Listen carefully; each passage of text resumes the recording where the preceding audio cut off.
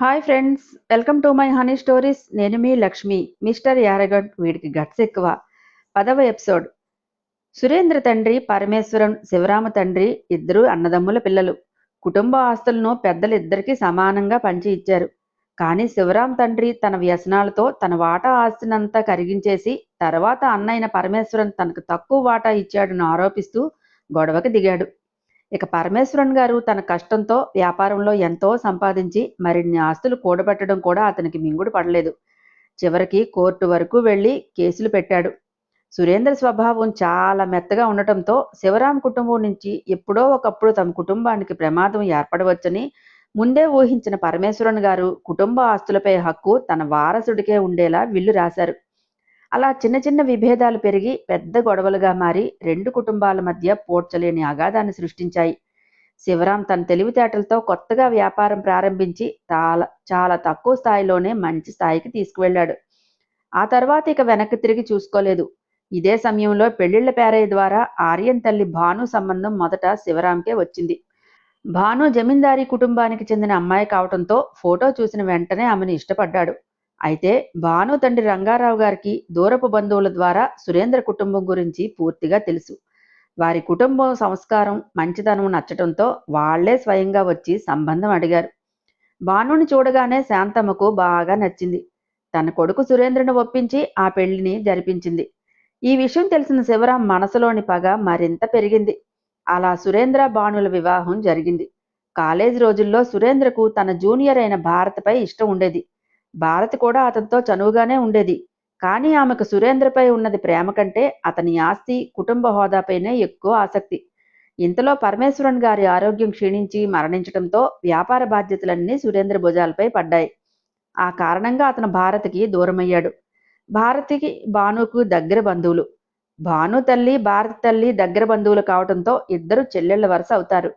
భారతి చదువు కోసం వేరే రాష్ట్రంలో ఉండటంతో సురేంద్ర భానుల పెళ్లి జరిగిన విషయం ఆమెకు పెళ్లి రోజునే తెలిసింది. ఆ వార్తను జీర్ణించుకోలేకపోయినా బయటకు ఏమీ చెప్పకుండా మౌనంగా ఉండిపోయింది. మరోవైపు సురేంద్ర మనసులో మాత్రం ఇంకా భారత జ్ఞాపకాలే ఉన్నాయి. భాను ఎంత సౌమ్య స్వభావం కలదైనా అతని మనసుకు దగ్గర కాలేకపోయింది. కానీ తల్లి మాటకు భయపడి తన మనసులోని విషయాన్ని బయట పెట్టలేదు అతను. సురేంద్రకు పోటీగా రంగారావు గారి తమ్ముడు కూతురు పార్వతిని శివరాం వివాహం చేసుకున్నాడు. శాంతమ్మ కావాలనే భానుని తన కొడుక్కి ఇచ్చిందని భావించిన శివరాం ఆమెపై మరింత ద్వేషం పెంచుకున్నాడు.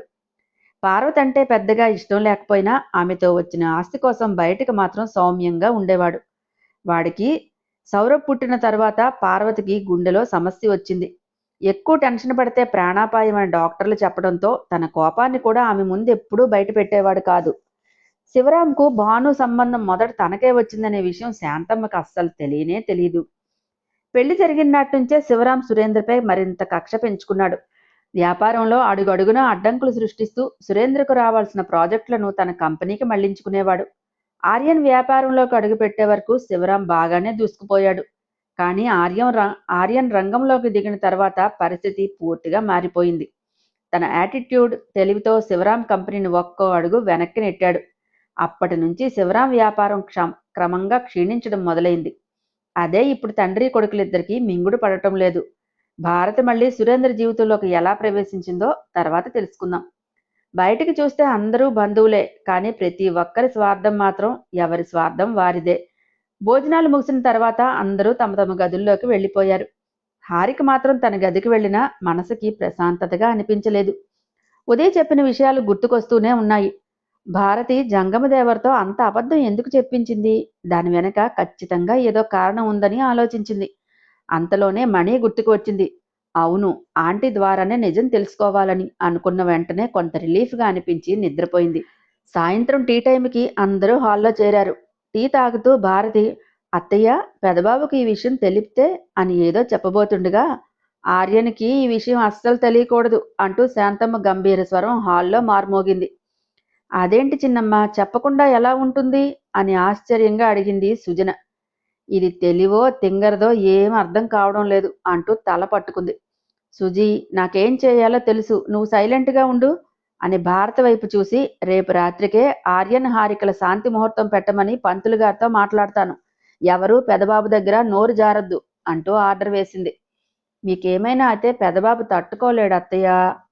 మీరు తెలిసి చెప్పలేదని మమ్మల్ని చంపేస్తాడు అంది భారతి దొంగేడుపులు మొదలుపెట్టింది. అవును చిన్నమ్మ, ఆర్యన్ అస్సలు తట్టుకోలేడు అంటూ సుజన కూడా వంత పాడింది. అమ్మమ్మగారు, ఇప్పుడే అలాంటి తొందరపాటు నిర్ణయాలు తీసుకోవద్దు. మీరు క్షేమంగా ఉండటమే నాకు ఆంటీకి కావాలి.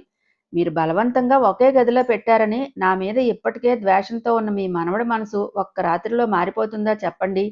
ఆయన రాతి మనసు కరగడానికి ఎన్ని సంవత్సరాలు పడుతుందో కూడా తెలియదు అంది హారిక. శాంతమ్మ చిరునవ్వు నవ్వుతూ, పెదబాబు కోపం గురించి నాకు తెలుసు. మన తాతగారిలానే కోపం వస్తే అంత త్వరగా కరగడు. అలా అని మిమ్మల్ని వేర్వేరు గదుల్లో ఉంచితే లోకం వేసిన నింద నిజమైపోతుంది. మీ ఇద్దరి మనసులు ఎప్పుడు కలుస్తాయో అప్పుడే మీ వైవాహిక జీవితం నిజంగా మొదలవుతుంది. మా బాధ్యత ప్రకారం మొదటి రాత్రి ఏర్పాటు చేస్తాం. గదిలో మీరు తిట్టుకుంటారో కొట్టుకుంటారో అది మీ ఇద్దరి వ్యక్తిగత విషయం అని చెప్పి అక్కడి నుంచి రూముకి వెళ్ళింది. మీ మనవడు నన్ను కొట్టి వదిలేస్తాడో లేక చంపి పాతేస్తాడో, పులి నోట్లోకి నన్నే పంపిస్తున్నారమ్మమ్మ అంటూ హారిక ఆమె వెనకాలే వెళ్ళింది. హారిక మాటలు భారతికి చెవుల్లో అమృతం పోసినట్టు అనిపించాయి. ఆర్యన్ అంత త్వరగా హారికని అంగీకరించడు. నాకు అదే కావాలి అని మనసులో అనుకుంది. ఇంకో సంవత్సరం పూర్తయితే ఆర్యన్కు 25 సంవత్సరాలు నిండుతాయి. అప్పుడు ఆస్తిపై పూర్తి హక్కులు అతనికి వస్తాయి. ఆ తర్వాత ఏదోలా అతని పేరున్న ఆస్తిని తన పేరుకు మార్చుకునే మాస్టర్ ప్లాన్ కూడా సిద్ధంగానే ఉంది. అందుకే హారికను ఆర్యన్ అంగీకరించడని నమ్మకంతో సంతోషంగా పార్టీకి రెడీ అవడానికి వెళ్ళిపోయింది. భారతి ముఖం ఫ్లడ్ లైట్స్లా వెలుగులా ప్రకాశించడం గమనించిన హారిక మాత్రం తన అనుమానం నిజమే అన్నట్టుగా ఒక ఈవిల్ స్మైల్ ఇచ్చింది. చాలా రిచ్ అండ్ స్టైలిష్గా పార్టీకి రెడీ అయింది భారతి. ₹1,00,000 హ్యాండ్ బ్యాగ్ను మోచేతికి తగిలించుకొని పాయింటెడ్ హీల్స్ వేసుకొని కొత్త హెయిర్ స్టైల్తో మెట్లు దిగుతున్న ఆమెను చూసి హారిక ఒక్కసారిగా షాక్ అయింది. మిగతా వాళ్ళందరికీ మాత్రం అది మామూలే అనిపించింది. ఎవ్వరూ పెద్దగా పట్టించుకోలేదు. అత్త, నేను కూడా వస్తాను, ఇంట్లో ఉండి బోర్ కొడుతోంది అని సోను మారాం చేసింది. ఆమె బాధ అర్థం చేసుకున్న భారతి, సరే 10 నిమిషాల్లో రెడీ అయ్యిరా అని చెప్పి చీర చెంగు సరిచేసుకుంటూ సోఫాలో కాలు మీద కాలు వేసుకుని కూర్చుని అద్దంలో ముఖం చూసుకుంటూనే మేకప్ ఫౌండేషన్ సర్దుకోవటం మొదలుపెట్టింది. అబ్బో, అత్త కాని అత్తలో చాలా స్టైల్ ఉందే, కుర్రపిల్లలా బాగానే రెడీ అయింది అని మనసులోనే అనుకుంది హారిక. ఏమీ పట్టనట్టుగా మ్యాగజైన్ తిరగేస్తూ కూర్చుంది. కొద్దిసేపటికే మినీ స్కర్ట్, స్లీవ్లెస్ టాప్ వేసుకుని అంగుళం మందంగా మేకప్ పూసుకుని గంతులేస్తూ వచ్చింది సోను. వచ్చావా, పద అంటూ బయలుదేరిన భారతి, మణి పెదబాబు వస్తే దగ్గరుండి చూసుకో అని ఆదేశించి వెళ్ళిపోయింది. గొర్రెతోకలా ఊగుతున్న పొడవాటి పోనీటైల్ని విసురుకుంటూ హారిక వైపు పొగరుగా ఒక చూపు చూసి వెళ్ళింది సోను. పోవే పండుకోతి మొహందానా అంటూ హేళనగా నవ్వుకుంటూ లేచి, ఆంటీ కమాన్ అంటూ మణి చేయి పట్టుకొని టెర్రస్ మీదకి తీసుకెళ్ళింది. చిన్నమ్మ, ఎక్కడికి అంటూ మణి కూడా వెంటే వెళ్ళింది. ఏం లేదాంటీ, మీతో కాసేపు మాట్లాడాలని ఉంది. రోజు అమ్మతో మాట్లాడేదాన్ని, ఇప్పుడు ఆ అవకాశం లేక ఏదో లోటుగా అనిపిస్తోంది. మిమ్మల్ని చూస్తుంటే మా అమ్మ గుర్తుకు వస్తోంది. మీ సహనం, మీ మంచితనం అన్నీ నాకు చాలా నచ్చాయి అంటూ మణి చేతులు పట్టుకొని హృదయపూర్వకంగా చెప్పింది హారిక. హారిక చెంప మీద ప్రేమగా నిమురుతూ, బాధపడకు చిన్నమ్మ, ఆర్యన్ బాబు త్వరలోనే మారుతారు. నీ ప్రేమను నిన్ను అర్థం చేసుకుంటారు అంది. ప్రేమ అంటూ నిర్లిప్తంగా నవ్వి, ఆంటీ నాకు కొన్ని విషయాలు తెలుసుకోవాలి, చెప్తారా అంది.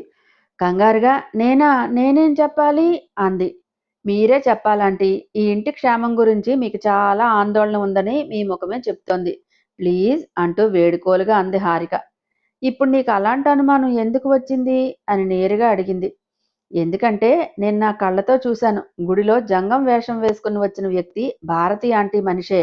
అతను చెప్పిందంతా అబద్ధమే, అందుకే అడుగుతున్నాను. అనుకున్నానే, ఆ పాము తన విషం చిమ్మిందని అంది మణి. ఆంటీ మీకు ముందే తెలుసా? చెప్పండి ఆంటీ, ఈ ఇంట్లో అసలేం జరుగుతోంది అని ఆసక్తిగా అడిగింది హారిక. గాఢంగా నిట్టూర్చిన మణి, పాపిష్టి ఆస్తి అదేనమ్మా మా బాణమ్మ ప్రాణాలు తీసింది. ఆర్యన్ బాబుకి ప్రేమ అనే విషాన్ని ఎక్కించి తన చెప్పు చేతల్లో పెట్టుకుని ఆడిస్తోంది ఆ రాక్షసి అని బాధపడింది. నాకు కొంచెం క్లియర్గా చెప్పండి అంది హారిక. భారతి ఆంటీ ప్రేమగా నటిస్తుంటే ఇంత మెచ్యూర్ అయిన ఆర్యన్కి అది తెలియదా అని డౌట్గా అడిగింది. ఎలా తెలుస్తుందమ్మా? ఆమె పెదవుల మీద చిరునవ్వు ఎప్పుడూ చెదరదు. నువ్వంటే నాకు ప్రాణం, నా కన్న పిల్లల కంటే నువ్వే ఎక్కువ అని తీయగా మాట్లాడుతుంది. చిన్నప్పటి నుంచి తల్లి ప్రేమకు దూరమైన వాడికి అలాంటి ప్రేమ దొరికితే ఆ ప్రేమకు బానిస కావడం సహజమే కదమ్మా అంది మణి బాధగా. Correct aunty. మరి ఈ ప్రేమ మొదటి నుంచే చూపించేదా లేక తర్వాత మొదలుపెట్టిందా? లేదమ్మా, ఆస్తంతా ఆర్యన్ బాబు పేరున ఉందని తెలిసిన తర్వాతే ఆమెలో పెద్ద మార్పు వచ్చింది. అంతకుముందు సురేంద్ర సార్ ముందు, పెద్దమ్మగారి ముందు మాత్రమే ప్రేమగా నటించేది. వాళ్ళు లేనప్పుడు మాత్రం పట్టించుకునేది కాదు. కానీ ఒక్కసారిగా ప్రేమమూర్తిలా మారిపోయింది. ఒకసారి ఆర్యన్ బాబుకి చికెన్ పాక్స్ వచ్చింది. నేను చూసుకుంటుంటే నన్ను దూరం చేసి తనే దగ్గరగా ఉండేది. అప్పటికే శ్రావ్య కడుపుతో గర్భవతిగా. డాక్టర్ వద్దన్నారు. కానీ నా బిడ్డ కంటే ఆర్యన్ ప్రాణమే ముఖ్యం నాకు అంటూ కొత్త నాటకం మొదలుపెట్టింది. ఆ మాటలు పసి మనసుపై చాలా ప్రభావం చూపించాయి. అప్పట్నుంచి ఆర్యన్ బాబు ఆమె ప్రేమకు పూర్తిగా లొంగిపోయారు. మరి ఆమె నిజస్వరూపం ఎలా తెలుస్తుంది అని అడిగింది హారిక. ఏముందమ్మా, ఆ దేవుడే దిగివచ్చి చెప్పిన భారతి గురించి ఆర్యన్ బాబు నమ్మరు. ఎప్పుడు తెలుస్తుంది భారత భాగవతం అని కామెంట్స్లో అందరూ అడుగుతారేమో అని అనుకుంటూ నవ్వింది హారిక. హౌ నో అంటూ భుజాలు ఎగరేసింది. కొద్దిగా నవ్విన మణి, ఆర్యన్ బాబు మనసు మల్లె పువ్వులా స్వచ్ఛంగా ఉంటుంది. తాను ఎంత ప్రేమిస్తాడో ఎదుటి వాళ్ళు కూడా అంతే ప్రేమిస్తారని నమ్ముతాడు. ఇంట్లో వాళ్ళ గురించి చిన్న మాట అన్నా ఒప్పుకోడు. కానీ అందరూ ఆయన మనసుతోనే ఆడుకుంటున్నారు. ఎవరి స్వార్థం వాళ్ళది అంది. అబ్బో, చాలా పెద్ద తంతే ఉందాంటీ. ఇప్పుడు ఏం చేయాలి? మీ దగ్గర ఏమైనా మంచి ఐడియా ఉందా? నాకంత తెలివి ఉంటే ఎంత బాగుండేదమ్మా అని నీరసంగా అంది మణి. కిలకిలా నవ్విన హారిక, అప్పుడే నీరసమా? ఇప్పుడే కదా ఆట మొదలైంది. ఇంత త్వరగా డల్ అయిపోతే ఎలా అంటూ కళ్ళెగరేసింది. భయంగా చూస్తూ, ఏంటమ్మా నువ్వనేది? భారత లాంటి దాన్ని నువ్వు ఎదుర్కోగలవా అంది ఆశ్చర్యంగా. తనేమైనా నీలగిరి కొండ? ఆఫ్టర్ ఆల్ ఒక రాళ్ల గుట్టే. కింద నుంచి ఒక్కో రాయి తీస్తే గుట్టంతా కూలిపోతుంది. ఆమె కూడా మనిషే, కాస్త తెలివైన మనిషి అంతే. వజ్రాన్ని వజ్రంతోనే కోయాలంటారు కదా. మనం కూడా ఆమె ఆటనే ఆమె మీద ఆడుదాం అంటూ కన్ను కొట్టింది హారిక. వద్దమ్మా, ఆ విషపు కోరల్లో నువ్వు చిక్కుకోకు. ఆర్యన్ బాబు మనసు గెలుచుకుని మా బాణమ్మ మళ్ళీ నీ కడుపును పుట్టి మీరు సంతోషంగా ఉంటే చాలు. కాదాంటీ, భూమి మీద ఏదైనా కలుషితం కావచ్చు, కానీ తల్లి ప్రేమ మాత్రం పరమ పవిత్రం. అలాంటి ప్రేమనే కలుషితం చేసిన ఈవిడకు తగిన బుద్ధి చెప్పాలి. అమ్మమ్మ ఫీలింగ్స్తో ఆడుకుంది. అలాంటి దాన్ని ఎలా వదిలేస్తాను? కోపంగా అంది హారిక. గుంపంతా తనవాళ్లే, నువ్వు ఒంటరిగా ఎలా నెగ్గుతావమ్మా? శ్రావ్య కొంచెం నయం, కానీ కౌశల్ మాత్రం ఆర్యన్ బాబుపై అసూయతోనే ఉంటాడెప్పుడు. అది కూడా తల్లి మాటకు జడిసి గమ్మున ఉంటాడంతే. ఓహో, ఇంకో 2 గొర్రెలు యాడయ్యాయన్నమాట అయితే. మరి మా అత్తమ్మ ఎలా చనిపోయింది? అది ఈవిడి పనే అంటారా? బాణమ్మ ఆరోగ్యం ఒక్కసారిగా క్షీణించింది. ఎన్ని హాస్పిటల్కి తీసుకెళ్లినా అసలు కారణం ఏంటో ఎవ్వరికీ తెలియలేదు. ఏడాది పాటు మంచానికే పరిమితమయ్యారు అని బాధగా చెప్పింది మణి.